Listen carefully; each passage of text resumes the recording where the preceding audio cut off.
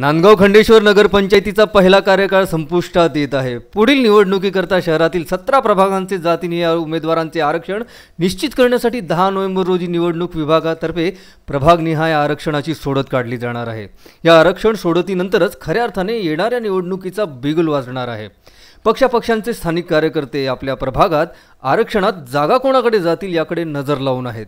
SC, OBC की open महिला की पुरुष याची निश्चिती झाल्यानंतरच शहराच्या प्रत्येक भागातील पक्षाचे छोटे मोठे कार्यकर्ते कामास लागणार आहेत। यात सत्ताधारी भाजपा, राष्ट्रवादी, शिवसेना आणि विरोधातील काँग्रेस पक्ष आघाडीवर असतील, तसेच वंचित बहुजन आघाडी, डावे पक्ष व इतर स्थानिक गट सुद्धा निवडणुकीची तयारी करीत असल्याचे पाहावयास मिळत आहे। आरक्षण सोडतीपूर्वीच नगरपंचायत निवडणुकीचा ज्वर पाहावयास मिळत असून महिलांकरता जागा गेली तर, इतर मागासवर्गीयांचे आरक्षण निघाले तर, असे तर्क बांधून उमेदवार शोधाचे कार्य सुद्धा मोठ्या प्रमाणात सुरू झाले आहे। उत्तम ब्राह्मणवाडे यांच्यासह उमेश चव्हाण, विदर्भ न्यूज, नांदगाव खंडेश्वर।